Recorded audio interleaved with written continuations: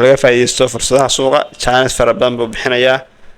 dhinaca maaragtay altcoinska waxaan sameyn doonaa Facebooka, Telegramka, TikToka inta waxaan soo dhigi doonaa fursadaha dhinaca altcoinska ka banaan la soco.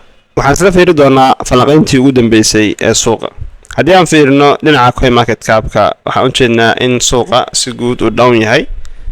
BTC waxay maraysaa 70,000 ayay maraysaa. sidoo kale Ethereum-ka 2,174, XRP 1.4, BNB 645 iyo Solana oo 89 maraysa. haddii aan fiirino dhinaca iyo Fear and Greed-ka waxaan arkaynaa waxaan arkaynaa inuu marayo 23 oo weli aan update lagu sameynin, taasoo muujinaysa in lagu jiro xaalad extreme fear ah ama cabsi aad u daran, taasoo tusinaysa in lagu jiro cabsi xad dhaaf ah. haddii aan fiirino dhinaca iyo technicalka waxaan u jeednaa BTC saadaashii hore aan u sameynay in aagan 71,000 ay aad ugu laalaabanaysay, balse suuqa markii uu xoogaa hoos soo laabtay oo dhaqaaqyar isku dayay inuu sameeyo, kadib waxaan u jeednaa in aagii 71,000 la jabsaday. kadib aagga labaad wuxuu ahaa 74 xoogaa madaxu kala baxay oo ilaa iyo 76 ay BTC ku dhawaatay. kadib waxaa dhacday in suuqii uu soo daato, sababtana waxay ahayd kanalkan weekliga ahaa oo bearish noqday, maadaama kanalkii ka horeeyay oo ku xirmay bullish, midkaan ayaa ku furmay xaalad bearish ah, inkastoo bullish ku furmay markii hore. saddexdan beri ka dhiman kanalka ayaa go'aami doonta jihada suuqa. haddii aan falanqaynta guud ee BTC aan fiirino, BTC muddo ku dhow haddii aan cabirno in BTC muddo ku dhow 44 beri ee halkaa ku meerayso aysan si fiican dhaqaaq u sameynin. mar walba oo suuqa ila meerayso ku baato, tusaale hadda waxyaabaha aad u saadaalin waxaa ka mid ahaa meeshaan hadda waxaa ku jira pattern bearish flag ah ayaa ku jira, waxaa u malaysaa in toos loo ixtiraamay, lasoo taabtay, hoos la soo aaday. haddii marka meeshaan suuq inta u taabto oo kan la jabiyo, waxay noqonaysaa in targetka baatanka uu dheeraado oo aad u dheeraado oo runtii uu tago ilaa iyo maaragtay marka u yaraado aagan 40 meelahaas inuu ku laabtaa macquul ah. laakiin hadda xaaladda markaa fiirino weli baatankii kor looma jabsan, hoosna loo jabsan, dhexdiisa ayuu ku jiraa. sidoo kale waxaan arki karnaa in suuqu ilaa hadda uusan eriyada aan ka dhex bixin oo ku dhex jiro ayaan arki karnaa. xaaladda marka 74 markii si toosa inta loo jabsado tusaale ahaan lagu dalnasto kale naaq waa heli karnaa. laakiin haddii aan lagu dalnasan oo suuqu meeshaan uu iskaga dhex jiro, xaaladda bearish ah ayaa weli lagu jiraa. haddii aan fiirino BTC dominancy-ga waxaan arki karnaa in weli diagonal trendline-kii uu ixtiraamayo uu maaragtay usan dhaafi karin.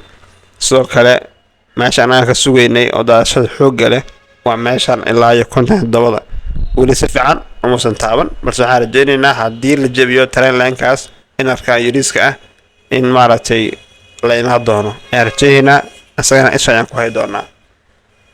haddii aan fiirino dhinaca USDT dominancy-ga waxaan u jeednaa isagana USDT dominancy-ga in xoogaa yara bearish uu yahay, sababtoo ah lacaga fara badan ayaa suuq ka soo baxay oo dhinaca USDT-da ama stable coins ka soo aaday. haddii aan fiirino marka 4 kale haddaan tagno, waxaan arkaynaa intii yani BTC daadanaysay isagoo wuu kacsanaa, sababtoo ah lacagaha BTC iyo altcoins ka soo baxaya isaga ayaa si toos ah u soo aadayaan. waxaa inoogu xiga haddii aan fiirino dhinaca total 2-ga ama altcoins-ka, ayagana waxaan arkaynaa daily haddaan fiirino in xoogaa meeshaan ay range iskaga jireen oo kadib xoogaa la jabiyay resistance-gan u dambeeyay, kadib trendline-kan lasoo ixtiraamay, dhaqaaq yar yimid, kadibna la soo celiyay. waxaan rajaynaynaa in aagan ay kusoo laabato, haddii kale aagan maaragtay ilaa iyo suuqa oo aagan u ka imaahayo dhaqaaq weyn ka filmayno, sababto haddii aagan kusoo laabto dhaqaaq wuna sii karaa oo ilaa iyo kii hore in la jabiyay macquul. laakiin haddii suuqu meeshaan iskaga daba wareego altcoins-ka yani dhaqaaq ka helayno, waa inaad taas ogaataa.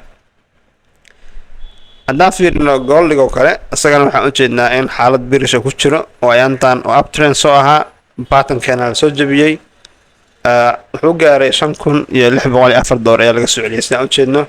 haddana waxaan u jeednaa in trendlinekii uu jabsaday oo isagana daadasho ilaa iyo aagaan 3,400 ayaan ka rajaynaa inuu yimaado.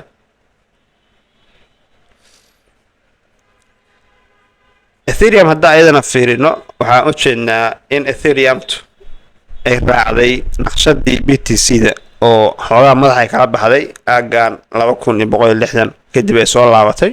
mar walba chartiga ay samaysato BTC ay raacayso.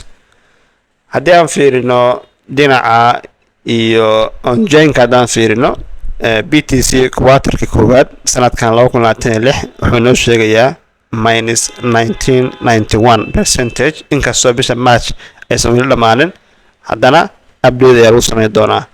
waxaan u jeednaa sanadkii u dambeeyey 2025 sanadka hore in uu ku xirmay quarter 4 23% oo minus ah inuu ku xirmay. quarter 3 inuu ku xirmay plus 3.31. quarter 2 inuu ku xirmay plus 29.74.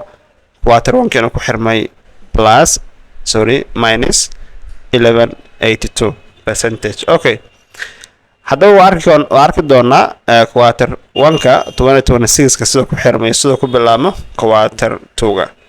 haddaan fiirno dhinaca monthlyga waxaan u jeednaa in BTC bishii January markii laga hadlaayo ay ku xiranta -3 ay ku xiranta -10. sidoo kale February ay ku xiranta -14. Marchna uu plus 4 maraayo. minus ku bedeli doona ma plus ka sii baa doona bisha April bisha March iyo dhamaadkeeda ayaan fiiri doonaa. haddaan fiirno crypto populiska waxaan u jeednaa markaan joogno dailyga in suuqa beerashu ku badan yahay. awarka xoogaa coinanku yara kacsan yihiin intooda badan qaarkood ay kacsan yihiin. haddii aan fiirno dailyga oo kale coinanka badadkood waa down chance fara badan ayaa bixinayaan inkastoo isbuuca hore xoogaa coinanku soo dhaqaaqeen. weeklyga haddaan fiirino coinankii u dambeeyay dhaqaaqa sameeyey Zcash, QNT, Cas, River, Seren, Tram, MTAU, FET aad u soo dhaqaaqeen coinankan team ka faa'iidaystay. waxaan filayaa inay xaqil ciid ka haystaan. haddii aan fiirno dhinaca iyo newsyada maanta 3 news ayaa jira. newsyada Mareykanka ka soo baxayaan marka waxaa ugu saameyn badan initial jobless claims oo kale ayaa ugu saameyn badan. actualka yani maaragtay ma hayno laakiin forecastiga waa 215,000. haddii marka tiradan 215,000 oo la saadaalinayo ama ka badan ay timaado xaalad bearish ah ee dollarku geli doona haddii ay ka yaraatana xaalad bullish ah. kuna darso haddii newskan suuqa u fiicnaado dollarka ay u xun yahay. haddii dollarku u fiicnaado suuqa ay u xun yahay. marka saaxiibayaal si guud ha laga faa'iideysto fursadaha suuqa. chance fara badan buu bixinayaa. dhinaca maaragtay altcoinska waxaan samayn doonaa Facebooka, Telegramka, TikToka inta waxaan soo dhigi doonaa fursadaha dhinaca altcoinska ka bannaan la soco.